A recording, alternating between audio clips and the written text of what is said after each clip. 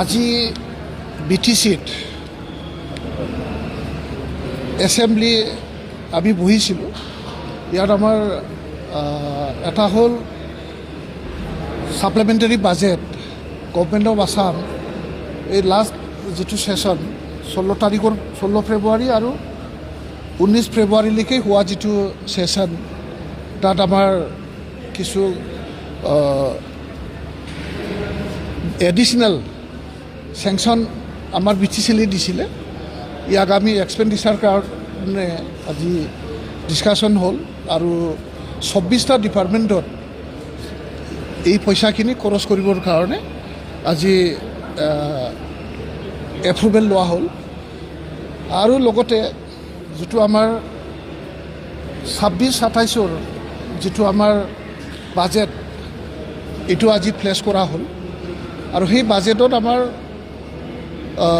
যিটো vote of accounts, যিটো আমাৰ 4 মাহৰ কাৰণে দৰমহা দিবৰ কাৰণে বাজেট প্লেচ কৰা হ'ল। তো প্ৰথমতে আমাৰ যিটো 16 ফেব্ৰুৱাৰীৰ পৰা 19 ফেব্ৰুৱাৰীলৈ হোৱা যিটো ষ্টেট এছেম্বলি, ইয়াত আমাক 100 কোটি টকা মঞ্জুৰ কৰিছিলে। আৰু আমাৰ ৰেভিনিউজ অ'ন ৰিচোৰ্চ 1 কোটি টকা। টোটেল আমাৰ বাজেট কিবাটো হৈ গ'ল আমাৰ 101 কোটি 20 লাখ টকা। 101 কোটি 20 লাখ টকাৰ আজি হাউচত এক্সপেণ্ডিচাৰৰ কাৰণে অনুমোদন লোৱা হ'ল। আৰু সেইটো আমাৰ 24টা এণ্ট্ৰাষ্টেড ডিপাৰ্টমেণ্টত খৰচ কৰিবলৈ আমি অনুমোদন লোৱা হ'ল। ইয়াৰ পিছত আমাৰ যিটো ইলেকশ্যন সমাগত, এতিয়াও আমাৰ যিটো ষ্টেটৰ যিটো ফুল প্লেজেড বাজেট, ষ্টেটে এতিয়ালৈও আমাক এল'কেশ্যন পোৱা নাই। আমি সেই হিচাপে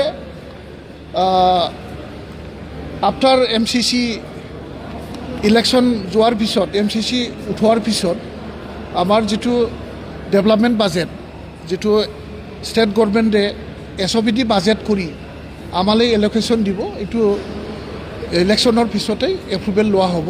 কিন্তু এই 4 মাহত যাতে BTC ছেক্ৰেটাৰিয়েট, এছেম্বলি ছেক্ৰেটাৰিয়েটত কাম কৰা আমাৰ কৰ্মচাৰীসকলৰ, অফিচাৰসকলৰ যাতে দৰমহাটো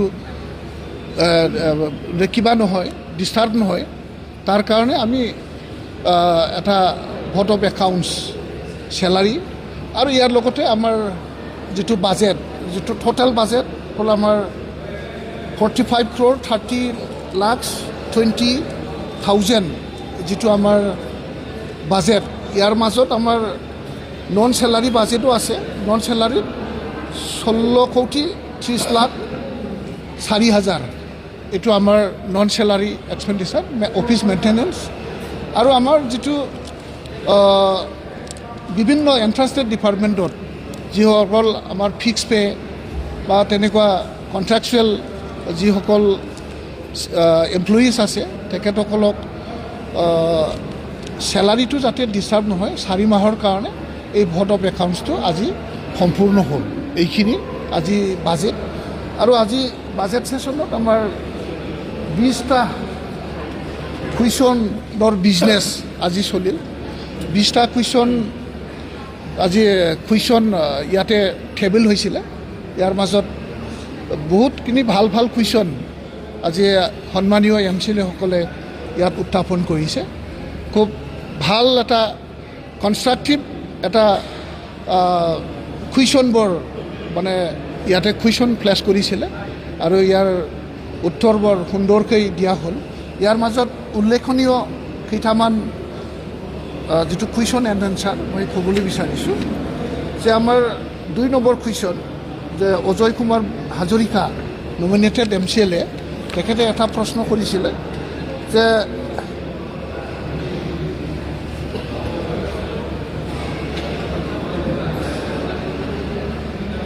কলিতা জনগোষ্ঠী যিটো আৰু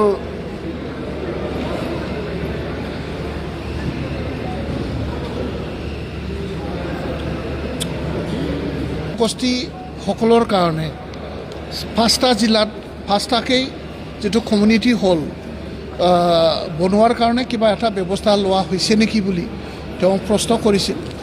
তো আমাৰ চিফ মহোদয়ে আজি খুব সুন্দৰকৈ এটা উত্তৰ দিলে যে অকল কলিতা জনগোষ্ঠীয়ে নহয়, BTCত বসবাস কৰা সকলো জাতি জনগোষ্ঠীৰ কাৰণে তেনেকুৱা এটা মেজৰিটি এৰিয়াত সকলো কমিউনিটিক ৰিপ্ৰেজেণ্ট কৰিব পৰাকৈ আৰু সকলো কমিউনিটিৰ মানে কামত লগাকৈ যিটো ভৱন নিৰ্মাণৰ যি এটা চিন্তাধাৰা এইটো বৰ্তমানে কৰি আছে আৰু এইটো BTCৰ কেবিনেটত এইটো পাছ কৰা হ'ব বুলি কোৱা হৈছে।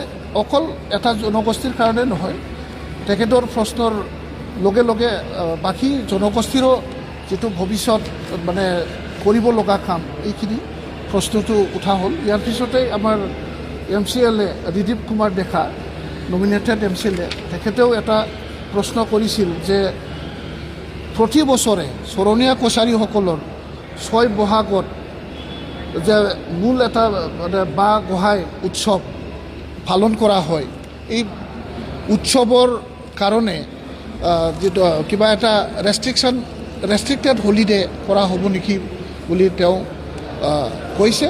তো ইয়াৰ আমাৰ হাগ্ৰামা মহিলাৰীদেৱে এটা উদাৰতা মনোভাৱ লৈ এটা উত্তৰ দিলে যে অকল চৰণীয়া কছাৰী নহয়, আমাৰ BTC অঞ্চলত বসবাস কৰা সকলো জাতি জনগোষ্ঠীৰ নিজৰ জাতীয় উৎসৱবোৰক সন্মান জনাই সকলো উৎসৱবোৰক চৰকাৰীভাৱে কেনেকৈ মানে সহায় কৰি এই উৎসৱবোৰ পালন কৰা যায় আৰু লগতে এই উৎসৱবোৰক যিটো আমাৰ এটা পাৰ্মানেণ্ট যিটো মানে কৰিব পৰা যায়, সদায় যাতে বছৰে পালন কৰি যোৱাত কোনো ধৰণৰ বাধা অসুবিধা নহয়, তাক ষ্টেট গভৰ্ণমেণ্টৰ লগত আলোচনা কৰি কেবিনেটত ইয়াৰ এটা ভাল ডিছকাশ্যন কৰি সকলো জাতি জনগোষ্ঠীৰ যি এটা জাতীয় উৎসৱবোৰ আছে, আমাৰ সকলো জাতি জনগোষ্ঠীৰ বীৰ বীৰাংগনা ফ্ৰীডম ফাইটাৰ যিসকল লিজেণ্ডাৰী,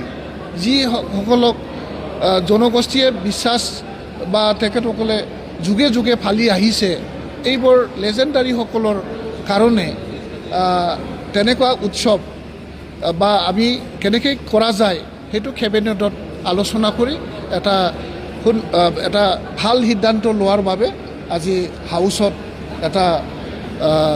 মানে এটা মন্তব্য দাঙি ধৰিছে।